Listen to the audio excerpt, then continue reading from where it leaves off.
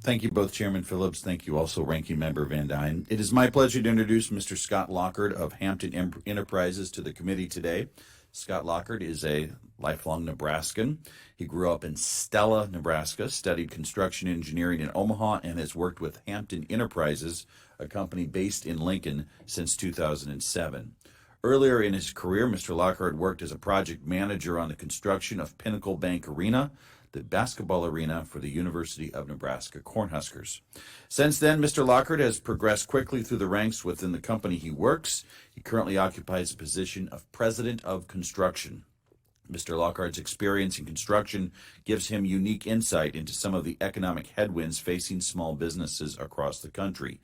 He can also speak with authority about the challenges of wrestling with inflation, supply chain issues, and labor shortages.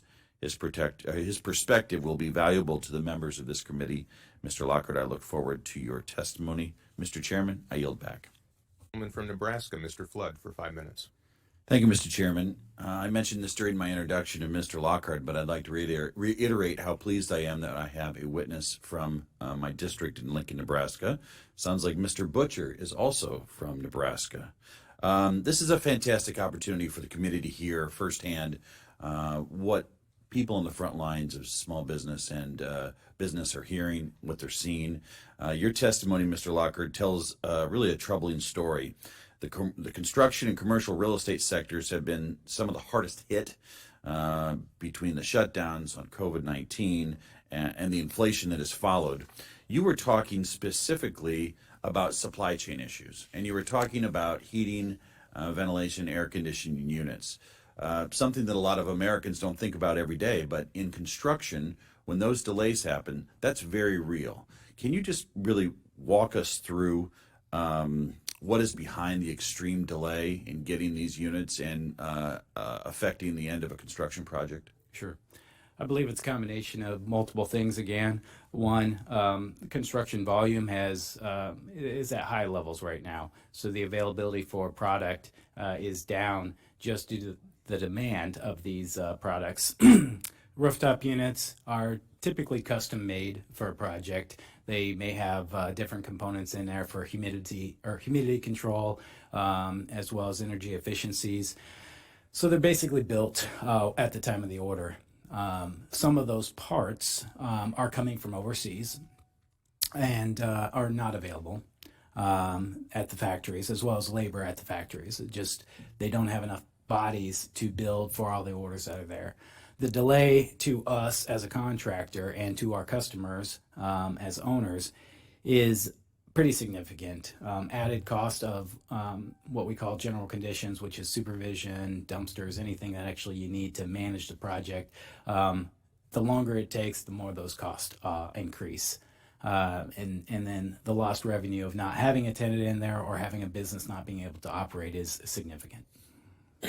Thank you, Mr. Lockard. I'd like to pivot for just a second. I am interested in this topic of ESOPs, and I have a question for Mr. Butcher and maybe one of our other witnesses.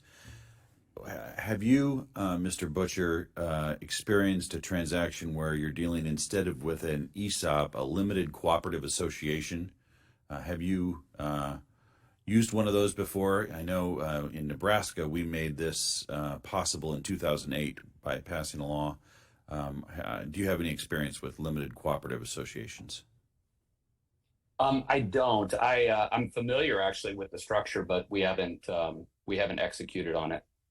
Would it be possible that one of these limited cooperative associations would be more cost effective as opposed to setting up the employee stock ownership plan? I don't know that it would be any different. I mean, I think if you look at and I think the cost piece is, from a contextual thing, is kind of overblown in the sense that if you look at the real cost of putting these transactions in place versus the tax savings and the efficiency of that company and just the retention of employees, particularly today, it far outweighs that initial cost. But I think that it's more, they're different types of structures and they probably apply to different kinds of companies.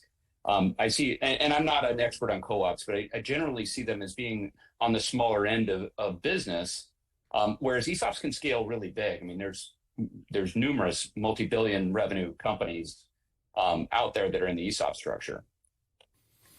Thank you very much. I appreciate this topic. I think that finding ways to make businesses work, especially in rural America, is important. And it does require some creativity and structure.